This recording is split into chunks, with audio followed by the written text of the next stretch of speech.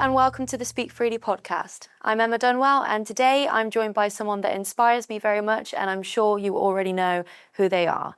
I'm more than pleased to introduce young Bob. How are you doing today? I'm good, thank you. How are you? Homeless, but that's all right. Well, we're going to get into that. We're going to talk about everything. Now, we met at Speaker's Corner Yes. when I just got into a conversation with someone about reform. Next thing you know, I'm surrounded by a bunch of Muslims trying to rope me into a debate about Sharia. Yeah, I mean, that's why I wouldn't recommend, I think politics is kind of dead at Speaker's Corner, unfortunately, just because, the Muslims, I always say they work like a corporate entity. And what I mean by this is that they're going to try to scout people where they don't know anything about religion. They can preach their religion to you. And because you won't give any flack like me, of course, they got 3 days in terms of content, right? So as soon as I saw you, and they always go for white women. I don't know why. But firstly, gender mixing is haram. They're not supposed to speak to you, and vice versa, I'm guessing. And also, you weren't there originally to speak about Islam and Sharia law, right? So I kind of just came in there, and Hashim notoriously hates me. He's now keep on trying to report me to the police due to harassment, just simply because I tried to show him chat logs about him trying to libel Muhammad Hijab's secret second wife into being an apostate and being mentally ill, and for some reason that delegitimizing her claim for abuse. So yeah, I've always had fun. I've been doing this for 2 years now, just kind of chasing the Muslims outside the corner, because they never engage in a discussion in terms of the actual ideas of Christianity and Islam. It's more now that you just have to discuss on their scandals and hope they actually try to engage with you. Yeah, well, this is the thing. I mean, it seemed like I did actually say to him, I said, "You're very angry, aren't you? You seem very angry at me, and I'm not angry at you." And then lo and behold, you came out of nowhere, and because I'll admit, I'm new to my faith. There is a lot more that I need to learn. And there was a few things that he was saying, and I was going like, oh, I'd have to check on that. I'd have to check on that. And you came in and you absolutely saved my ass, to be honest. But when it was over, I remember thinking, that lad wasn't half young, to know as much as you do and to have articulated yourself as well as you did and to have had the confidence to go up against that many people. And it made me wonder, how does someone like that get to have that strong mindset? Where did it start for you? Oh boy. So I was extremely alone in secondary school. I remember I got sent in hospital 3 times. Because I passed out 3 times when I was beat up at secondary school. Oh my gosh. Really, I was not liked at all. I was quite unhealthy. I was quite unfit. Essentially, I was a social reject.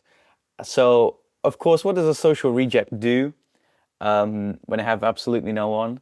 And what the most future conservatives also claim, they go to drama school, they go to a drama production, they do local plays and whatnot, which I did for the longest amount of time in secondary school. Now, of course, it's quite a liberal arts, right? And I was always socially conservative, but I was always diplomatic in terms of my conservatism.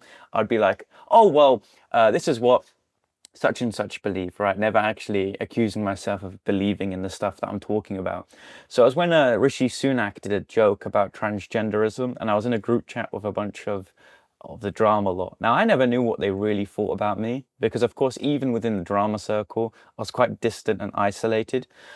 So we were going back and forth in the group chat, conservatives generally believe this just because they don't accept what you're saying to be true. And it was on the last production I ever did for that school, in which it was the week that someone had committed or attempted to commit suicide in the actual school grounds. Oh, wow. Where they all told me to go kill myself. And that extremely hurt for someone who was incredibly lonely at the time. So I did actually try to do it. But to give it all, afterwards, I was extremely calm and level-headed towards people just being bullies, and that's why I'm kind of the way I am today. Because, well, I already tried to kill myself. It's not really a good feeling. Feeling upset for yourself, again, isn't a good idea. So I just started randomly immersing myself in the summer when I was just by myself in Speaker's Corner content. And maybe this is me admitting that the reason why I started at the corner was due to an attention deficit, but no matter what, I went to Speaker's Corner for the first time when I was 15 in the summer, and I just randomly decided to have at it and, Did speak you to the Muslims. did you go on your own? Yeah, I was at my own in the beginning. No one knew who I was. And then they pretty instantly found out who I was. Because originally, to be fair, I was quite uncivil. I was just shouting at people because I didn't really know how to articulate myself very well. So I went to the Speaker's Corner at the start of summer. And then for like 3 months, I would spend after that first encounter, because I was losing most of my discussions. I just like religiously looked into everything about Speaker's Corner, the religions that are at Speaker's Corner, the dynamics at play, like the speakers, what do they believe, what do they typically use as arguments. I'd go online, debate there instead, just because there's a degree of like anonymity. People don't know who you are. There isn't this ego to kind of play at. So I spent 3 months just doing that. I remember at my school prom, because of course that's in between you leaving year 11 and then going into Yeah. first year college. I wasn't even doing anything. I was just on TikTok live discussing with people whilst I was in my prom suit. So I would spend like literally everything, because everything would have been taken away from me because of my secondary school. So I was like, I might as well just like focus on one other thing. And it did work to my benefit, because given that 3 months, I come back and I immediately debate with a popular Muslim debater called Mansour. And I suspect the cameraman's racist, because he saw that I had brown hair and was white, and he just instantly accused me of looking like a younger version of Bob. So that's why I got my name. There's a guy from the corner called Bob of Speaker's Corner. Right. And supposedly, and I don't think this is true, I look like him and I also speak like him. And that's kind of where the name came from. How do you feel about the name Young Bob? I suppose it's kind of offered you a somewhat useful alias. I just don't really care, to be honest with you. If anything, it just kind of helps with a lack of ego, because you can completely mentally detach yourself from this like fictitious character Bob in yourself. So when people go up to me and say, "Hey Bob," or like, "This Bob guy is really good at X, Y, and Z," I don't really think it's applicable to me. It's just someone else, or like a persona I kind of play with. Because I'm going into politics, though, I might have to like change it, just because like no one's going to take you seriously, and also most people typically give their full name. So I'll give my first name, which is Thomas, and then like, I don't know, a fictitious second name. But yeah, it's not really offensive. I don't take really liberties with my name. It never really bothered me. Does Young Bob, like you just said, does it feel like an alter ego that you kind of step into? To a degree, yeah. I mean, I'm not as flamboyant in real life as most people would suspect, and that's why like when I'm doing speeches, I'll be so like out there in terms of my character. Then immediately afterwards, I'm kind of like face to the ground, just like completely switched off emotionally. And Yeah. people's like, "What the hell? Like, I thought you're more like emotionally engaging." I was like, "Well, I am on camera, or when I'm doing a speech, or when I really need to. But besides from that, outside of that, I'm kind of just like emotionally turned off, just because of what happened. And honestly, I'll relate this back to trauma. What happened in my secondary school completely switched me off in terms of trying to be emotional, just because there's almost this baggage or this assumption that people had that when I was emotional, it just made me immature or childish, and no one really took me seriously back then. Yeah. So you feel like you have to carry yourself in such a way for people to listen to you. Yeah, essentially, yeah. And am I right in thinking that you converted to Christianity when you were 13? So, well, where the hell are you getting your information from? Oh, wow. No, When did you convert? I converted when I was like, my family were always loosely Catholic. Like Okay. we would roughly attend like Catholic mass every so often, and of course baptisms and weddings and whatnot. I became Eastern Orthodox when I was 15, starting catechesis in a Russian church, then moving towards a Greek parish. Reason being was just firstly, they call it like ortho bro culture. It's incredibly on the rise in the West, just simply because, well, and this isn't an accusation of any other church denomination. I think that socially, we're trying to kind of relate the churches in the West for causing the downfall of the West. So, like, okay, you happen to be loosely Catholic, and you then see progressivism kind of infiltrate the United Kingdom. The United Kingdom, predominantly composed of Catholicism and Protestantism, where people make that in their mind, they link random things together, even though it doesn't cause one another. That, well, okay, it must be the case that the Western churches are failing, so everyone moves to the East. It's exotic, it's discipline, like you get discipline from it, and of course, it's something which has an argument for itself in terms of it being the one true Catholic and Apostolic Church. So I converted when I was 15. I was baptized when I was 16 on the day that Lazarus rose from the dead, on that celebration with 15 other people, which is very rare for an Eastern Orthodox parish. We're seeing a load of new conversions into that church. One church near my parish, I believe, baptized over 100 people on that day. Mine baptized 15. Last year, they only baptized one on the same occasion, because they typically was in an Orthodox parish, unless, of course, you're nearly dying. They'll try to baptize people in slots on celebrations. So typically they do it when Lazarus raised from the dead, just because it's a form of representation of the resurrection without Christ. Yeah. Because Lazarus, if you look at his iconography, he's always looking down to the ground because he's incredibly ashamed and scared of Sheol, like ultimately where we go without the crucifixion of Christ. So there's kind of a symbolism there. And what led you to that? Was there a defining moment? Because obviously you said you were raised in sort of a loosely Catholic household anyway. So were you already that way inclined, or was there a defining moment where it led you to the Bible?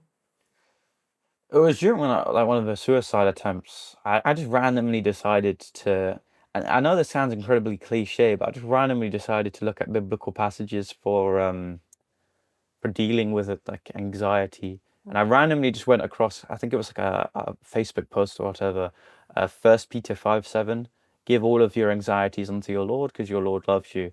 And there's always this degree of, well, besides from the other religions, Christianity kind of teaches this doctrine of God meeting you down on your level instead of, well, you having to go to God's level in the way that you try to do some form of mad worship, right? You see with the pagan tribes, they were trying to kill everything with a lovely post just to worship them. So my God's impressive in that respect. It kind of helped with my emotions. So yeah, that's kind of the defining moment for me, just me being on myself and alone. Yeah. And when did sort of interest in religion and a passion for religious debate turn into politics? Just a weird coincidence. So I went to the Azerbaijan protest for the Disciples of Christ, which is co-run by Jack and Nick. So Nick is the, of course, head of UKIP, and also at the time the COO of Turning Point UK, and Jack's, of course, the CEO of Turning Point. So I just coincidentally, randomly went to a protest with them and just keep on encountering them randomly throughout different demonstrations, because I was always conservatively curious in terms of protests around the United Kingdom. So yeah, just keep on going to those kind of led me with a relationship with Nick and Jack, and both of them kind of mentored me in what to do. At the start, I was kind of loose because I had no idea like who I was and what I was doing. But then it eventually came to, well, the kid's got potential. Let's see what he has to do for himself. To which Nick always used to call me a self-cleaning oven because I would randomly do stands by myself.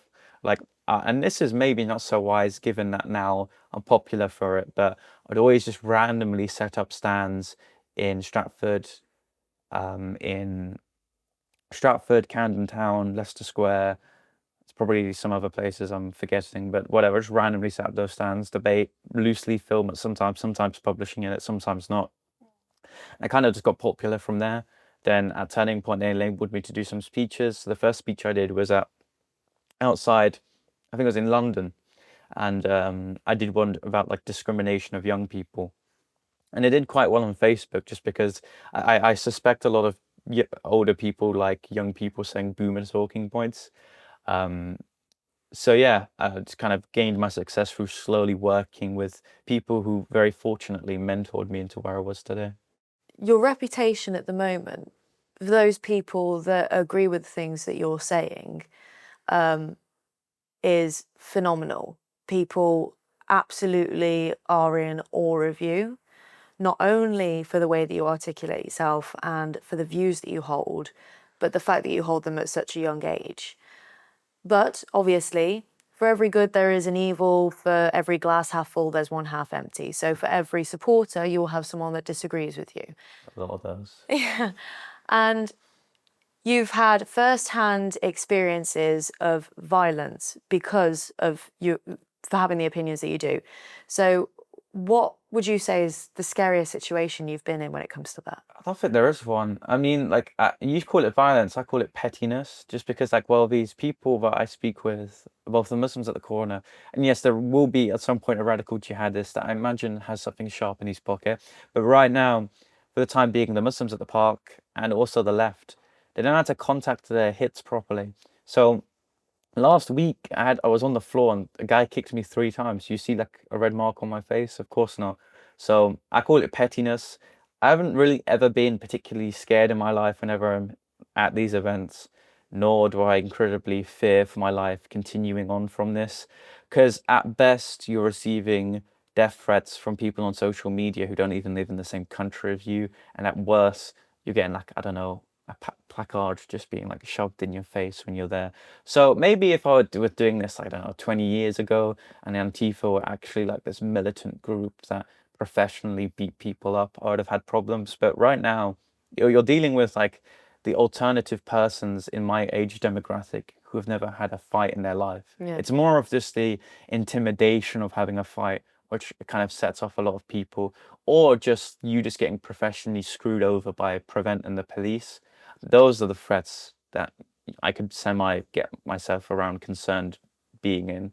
But with the left and Muslims, well, if they don't know how to learn how to fight, I'm fine right now. So what's the latest from Prevent and all of these? I don't know, because when all your contacts with these organizations are your parents and your parents don't speak to you, you know, they can deal with it and I don't hear anything back from them. Like social services, they'll contact me whenever I've had a police report that where I'm the victim, but you just instantly close it because social services, they've got more bigger things to deal with in terms of children's safety. So I compare me towards a child that's actually missing or being abused. Like which one would weather your concern more? Obviously that child and not me. So I can easily deal with them. Prevent, you know, you can label me a threat to British democracy. I'll just have a good laugh at it. I don't really care. Um, with my college, they tried to report me to Prevent. Again, I have no idea because, of course, if you don't have contact with your parents, how exactly, if your parents are the ones relaying this information, how are you supposed to know about these reports? So the university doesn't let you know? Yeah, they don't let me know. Probably because I put my first port of contact with all my parents, which probably wasn't the wisest idea. But, you know, we'll see what happens if I ever try to come back to that college. I imagine, like, there's a story here. So I was in my first year of college, and a Muslim schoolboy beat me up for what I did at Speaker's Corner.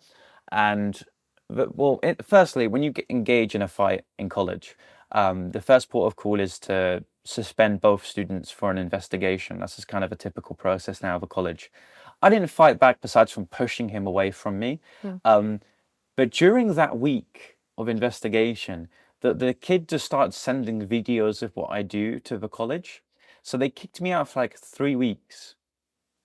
They said, all right, we can't get you done for doing stuff outside of college. I was like, fair, but you're going to have to attend weekly meetings about it. I was like, well, I'm not doing that.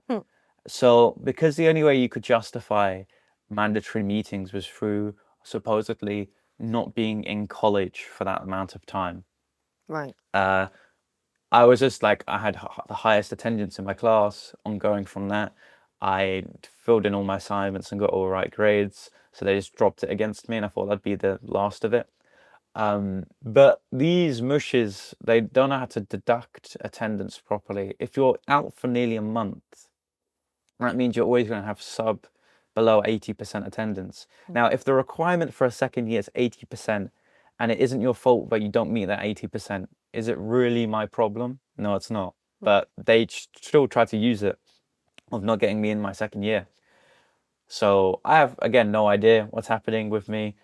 Right now, I'm living a very short-term strategy in terms of my safety, in terms of my housing, in terms of my education. But like I said, I'm not typically emotionally impressed by situations like this. I'll kind of just take it very calmly, you know. Well, I mean, I've been seeing, obviously, we've spoke about this before, and I've seen on your social media that although you've done very well to keep yourself being known, although it wasn't your own coined phrase, you've been keeping yourself well known as young Bob. you have been doxxed, and it was actually by a family member. So would you like Yeah. to tell us that story? Oh boy. Okay, so a quick profile of this individual. And again, there's no animosity here, and I definitely gave you more than 2 weeks to delete those comments. I won't go into your name, I won't dox you, but I will tell your story just because you've done worse. So, this individual was living with us during the time of Brexit, just before the referendum. And one of my family members in the household was a massive Brexiteer. And when the results came in, when he was celebrating, she left because she considered it far right thuggery, which is a very strange thing. I mean, yes, it is typically related to the right in trying to leave the European Union. Is it far right? Not really, because what can you get far right out of Yeah. leaving the EU? So she randomly left free accommodation because of someone's political opinions. And this was when I was like 8, 10. So I don't really remember well my relationship with her. But because Tommy Robinson decided to take a favoring to me, I was getting reposted a lot on X, and she randomly found me out. Because, like, Speaker's Corner is a very enclosed, like, you hadn't have heard of me before you went to the Yeah. corner and started speaking to me. So it's in very enclosed, like, you either watch it or you don't. There's Right? like a Speaker's Corner community. Yeah, almost. sort of. Defiance Records, bringing you the best music from the movement. Ramisa's Never Give Up and Mad Mix's You're So Right are now available as a double A side on Defiance. Plus, now out is the fantastic Ballad of a Toolmaker's Son from Trevor John, all available from Defiance Records, the Freedom label. He did what he was told to do back then, and that's how he got the number 10. So when I was doing political content, they immediately catch wind of that. And on every single X post I was a part of, she was sending my full information. I was like, you know what? That's very nice. You're just endangering a child. If you're going to accuse someone of being vulnerable, radicalized, and groomed by the far right, why then also threaten their life by doxing Yeah. them? It's incredibly strange, and don't dox your family. It's not a good thing. And I said this to her. I was like, I couldn't speak to her directly. But I said there's no animosity between you and me.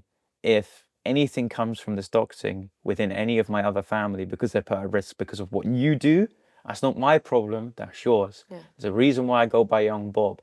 It's not because I want other people within my family to be in the spotlight. It's because I only want to be the one who risks my life or my career or my integrity because I put myself out there, not anyone else. Yeah. So doxing doesn't typically just affect or even affect me, right? Because like you can stab someone if they regularly go to Speaker's Corner on a Sunday, or you can decide to go to their house and stab them, right? There's no real difference strategically there.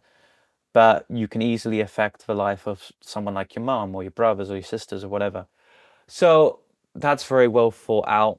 I forgot to mention she's transgender. I'm not going to point you to her ex, but her ex literally has a picture of her having her breasts cut, which is like, it's really like, it weirds me out to a degree. I mean, trying to make yourself more comfortable physically in your own body is fine.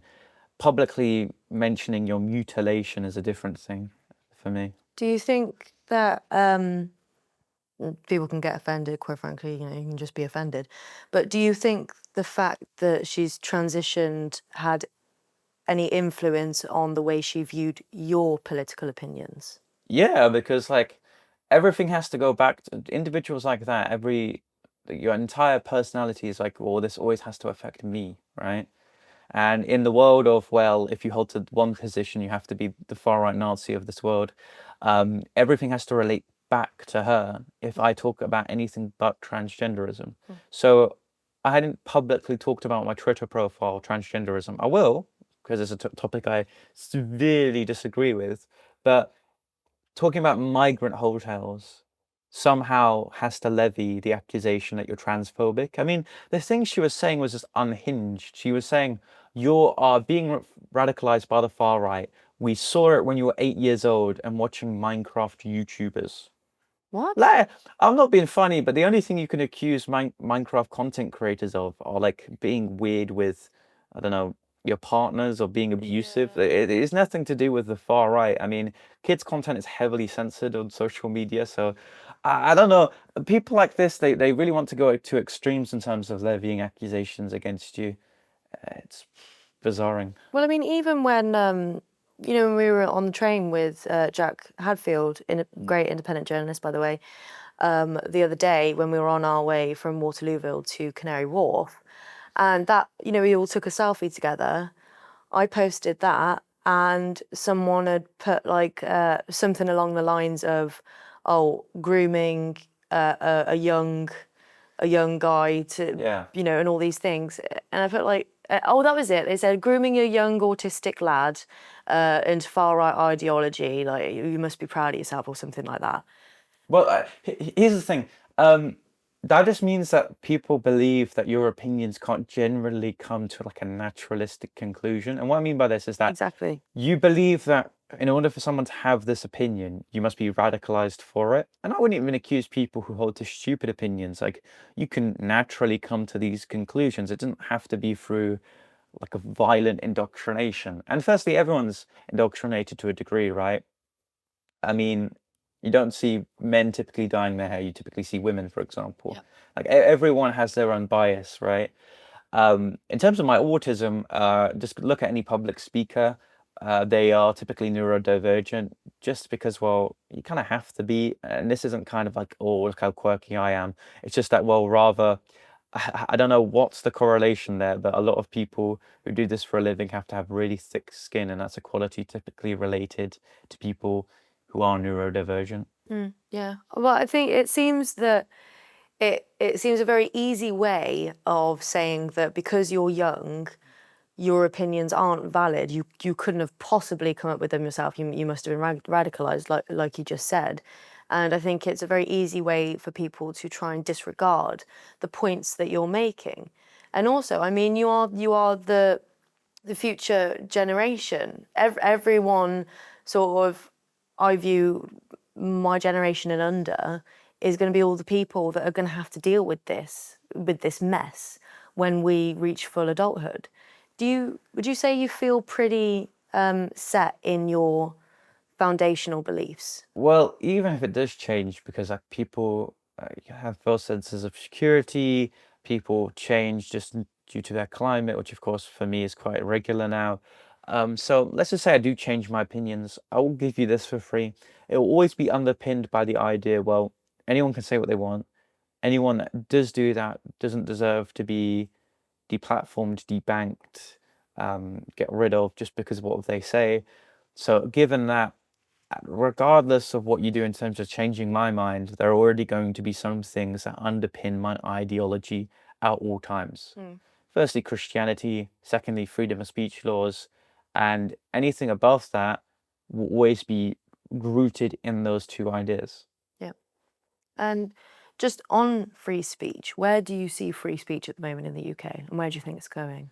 Where I think it's going to go is just there's going to be like people. Well, if you make censorship such a novelty in the way that, well, it's so weirdly defined that anyone could be breaking it, you're just going to get a lot of people breaking it. I mean, you see this with like the Palestine Action Law. Although you may agree or disagree with what they're doing, their strategy is pretty sound in that, well, you want to get as many people arrested as possible. And in the same way you can do that with freedom of speech. You can't arrest thousands of Lucy Collieries in this world. You can't arrest thousands of people for what they say. Firstly, optically, it looks terrible. Secondly, it's a logistical nightmare. So everyone has to take their fair share of risks for freedom of speech laws. Like the example of Charlie Hebdo, for example. If it's just one journalist writing about Muhammad and then he gets beheaded for his troubles. Imagine if thousands of journalists did the same thing in terms of the critique of the Prophet. What you would see is that, well, ultimately, jihadists can't go to every single newsletter organization, right? In the same way, the police can't go everywhere. We saw this with like national days of protest, right? You can't have every district go out of district in terms of their policing. Yeah. There's only so far that you can go in terms of censorship. That's the future. Right now, however, it's completely reactionary.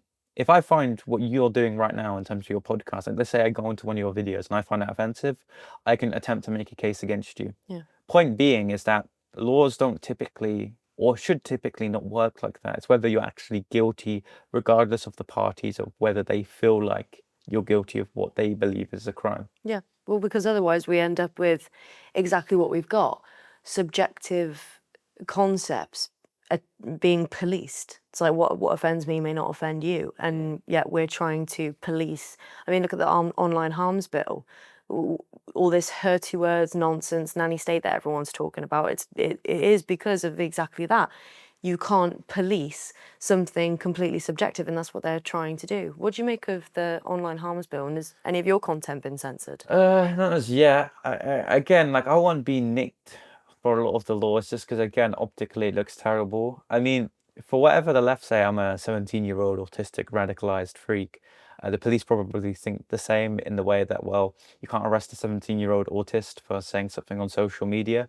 They will eventually, once I get well known and become older eventually. But look, these acts, they're all ambiguously defined, they're all ambiguously applied, and they don't work in terms of the prevention of either. So the people who typically are offended by anything will just find something else to be offended by. The people, like for example, the Online Safety Act, the people who are trying to protect will always find another way of needing to be protected. So a lot of censorship has to come via the self, so self-moderation, in which education comes into play, or it's parroting, right? So if you don't want to be offended, don't go on social media. For example, the Muslims that report me for harassment for asking for a discussion. If you don't want to debate at Speaker's Corner, don't go to Speaker's Corner. If you don't want to be offended on social media, don't go on social media. If you don't want your kids viewing pornography, not being funny, watch what they're looking at. And all these things are just due to the individual self. And that's why, like, typically I'm a conservative. I think a lot of issues could be deterred if you have a degree of laissez-faire politics and also like a social welfare. So like they can work hand in hand, right? Yeah. I think the government should be laissez-faire in terms of parenting. It should be a social welfare state in terms of having this net for parents to go back off. I think, of course, people should be supportive if they have any like mental health problems or if they have any physical problems that prevent them from working. But again, it all goes back to the family unit, right? It's kind of the root of all problems and solutions. Do you think that the family unit is being specifically and deliberately targeted at the moment in this country, Yeah, or just globally? it's just like it's a tired out fashion for families, I believe. For example, I do abortion stands at Camden, and the amount of times that people just say they want unadulterated sex is kind of ridiculous. I mean, yeah, it's a cardinal pleasure a lot of people used to have, but they never really openly advertised it. And in the same way, I don't think people should now openly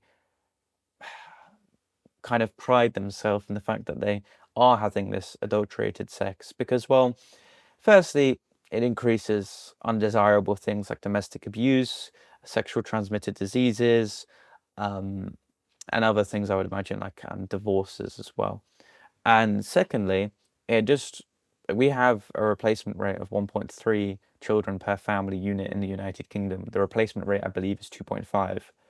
So the UK is completely messed up in terms of it's going to end up like in some Asian countries like South Korea, where we'll have to revert back to migration because the native population isn't repopulating. I'm aware about your auntie, but obviously you have other family members. You know, you have parents. I don't know if you have other aunties, uncles, grandparents. Why aren't they supporting you? Interestingly, my dad's side of the family are part of a Christian cult, so they haven't spoke to my dad ever since he left when he was 18. My mum's side, they all publicly disavowed me on social media, and my dad lives in a one-room apartment with his girlfriend, so he can't house me. So your mum's side all disowned you on social media? They're all Plaid Cymru supporters. Wow. But it was why do you think they chose to do it so publicly on social media? I think it's the only way they can really contact me. I never really spoke to them. Like, I don't even have some of their numbers. So. Really? Yeah, there's one on my YouTube channel. It's like, never have we ever been disappointed with someone in their life. And I was like, that's real nice. Oh my goodness.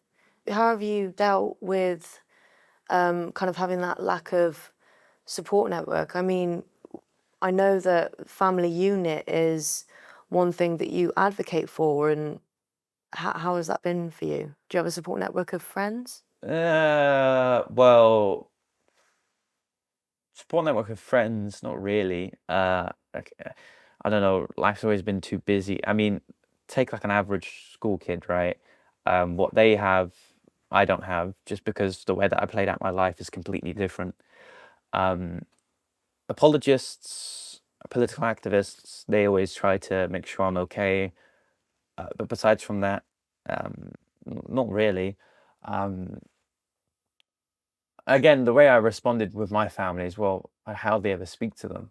So no really bothered me. You might as well have been swearing at a stranger than just because you share either my mother's maiden name or you share my second name. It doesn't really mean anything to me if you don't really put any work towards it. But again, like if you want to take family as some sort of inherent value, why then do you say things that just because of their opinions? I mean, the biggest dynamic you can have with someone is disagreeing with them. Like you ever hear that saying there's a very thin line between hate and love? Similar sort of thing with families, right? You hate each other in one episode and you love each other in the other episode. So in the same breath, I kind of believe that I don't know why you would ever treat a family member that way. No, I can imagine, and I'm sure everyone watching is wondering exactly the same thing. In regards to your current living situation, obviously I know that you're staying with friends at the moment. Have you set up any kind of GoFundMe or any where people can I can't. help? Well, because I think about it like this, like I don't know, kids who try to get monetized on social media or whatever, they can't put in their like information publicly because they're under the age of 18. I can't do that either, and because I don't have my parents' information, because of course they don't agree with what I'm doing. Uh, so the only thing that people can do to support me is a PayPal link I set up. Besides from that, like I can't set up GoFundMe's because, well, I'm not over the age of 18, so I've put myself in an interesting situation at the moment. Okay, well we'll make sure to put that link in. Will you be trying to set something up once you turn 18 if your situation is still the same? Probably. That's until like this coming July, so good Yeah. luck trying to wait for that. Just because, I mean, you've been on a number of my live streams now when we've been covering, the migrant hotels, and as soon as people see your face on screen, it's, is young Bob okay? Is he okay? Tell him we love him. Make sure he's got somewhere to stay. Everyone just wants to know that you are safe and looked after, and well. Yeah. So but going back to exactly that, the immigration issue. As I just said, so obviously we have been at multiple protests. We've gone to the same ones. You've been outside, Britannia, Canary Wharf. I believe, was it the other day? Yeah. I couldn't make it down that day. What was it like? What was it like then? Because that was when someone had walked into that blind woman's home, wasn't it? Yeah. So Britannia's so firstly, the reason why the British public respond in such a way is that let's compare it like with some other cultural norms of British people. Typically we look down on people who claim benefits even though they can work. Similar sort of thing, right? You're a flying age male, you're not fleeing persecution. If you go to an embassy or some other form of legal route to the United Kingdom, you could work instead of trying to rely on hotels and vouchers and whatnot. So in the similar breath, we don't respect people who don't work who can, and we don't respect people who can legally come here but don't. And the kind of walking contradiction is that of housing these people in 4-star hotels. And that's why Britannia's had such a strong response locally. Now, in terms of, well, what had happened on that day was that an individual had randomly walked into a blind woman's house. Now, of course, that's a form of aggravated trespass. It's not just a civil matter. The police should have arrested him. Now, if the police want to start enforcing civil matters in terms of the hotel, like they're doing on the streets, then they have to be consistent with people who aren't even documented to live here. But I think there's an expectation, you're just importing third worldism, right? And what I mean by this is, firstly, no one's impressed by what's happening here. Like, no one's saying, oh, well, this is unexpected. It's to be expected. And that's the degree of third worldism that we'll come to expect. We now believe it's appropriate for people to act this way, even though years ago that wouldn't have been the case. Secondly, it's that, well, if you want multiculturalism into respect other cultures, but not all cultures are built in the same way, well, look what happened. It was an individual who probably comes from a culture where there's a degree of social respect and just randomly walking into an individual's house. So, Yeah. No, absolutely. And I mean, wasn't the woman, I believe, that chased him out, not the blind woman, obviously, I think it was the carer, and she was arrested, and in the statement it says because she chased him up the road with a knife. Now, yeah, I'll do the same. yeah, I'm not being funny. If I came downstairs, especially if I was caring for a disabled person, and I came downstairs and there was a strange man in the house, I'd probably chase him out with a knife as well. I mean, I'm not inciting or advocating for any type of violence, but do you think that we're now too, I like to use the term, papered in as a society, where we're seeing basic instinct and just common sense and logic being held back by policy this, policy that? Well, I always give the analogy of a schoolboy who's got not nice parents at school. Like, you ever had this in school where you had this one schoolboy whose parents always used to shout at the school whenever he was get punished, and then consequently the schoolboy would always receive special treatment. Now, common sense would dictate, well, if you bite a student, or if you fight another student, or you vandalize property, or you swear at another teacher, or you interrupt the class, you should be sent away. There should be a degree of punishment. Well, in the case of this schoolboy, because he's got strict parents that likes to shout at the school and nag, nothing happens to him. In the same breath, I think this is the same with the British government. The British government knows that, well, the parents are now the people that would respond in such a way to these events, and the boy is now the migrant. And now what we're seeing is the government trying to cover up in every single way these events in order for people not to respond in such a violent way. Yeah. And do you tell us a little bit about your channel, the main topics that you discuss on there? Do you think that, because obviously you're a fantastic debater, do you see yourself maybe one day having a debate show on your channel? Well, things in terms of content are kind of up in the air right now, just of course of my situation. But yeah, in terms of what I want to do, I want to do more of that. It's just whether the tools ultimately are accessible to me, like whether filming equipment are, like all these things are up in the fly. But let's just assume I can get everything that I would want. Yeah, I would like to have a show where I debate with people, where I bring people on to discuss certain things that I'm proud of discussing, so religion, politics, all those lovely things, and just kind of how they relate to one another. But yeah, I've always saw myself as more a debater than an activist. It's just that more in the UK, debating is more of a US concept than. Yeah. Where do you see yourself in sort of 5-10 years time? What's the, and you know, way into the future, what would be the legacy that you'd hope to leave behind?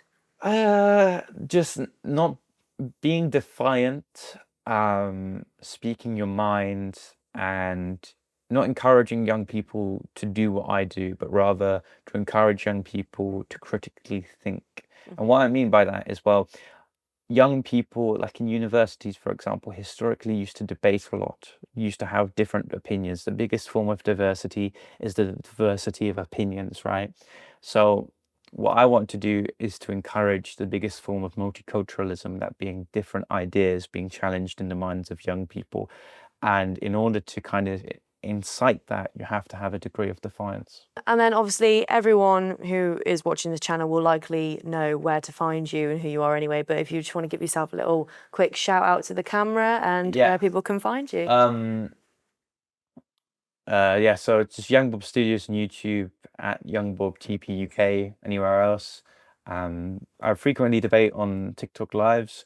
I post mostly on Twitter, but at some point when I'm more stable, I'll start posting on YouTube. Amazing. Well, thank you so much for coming on. Appreciate it. Thanks.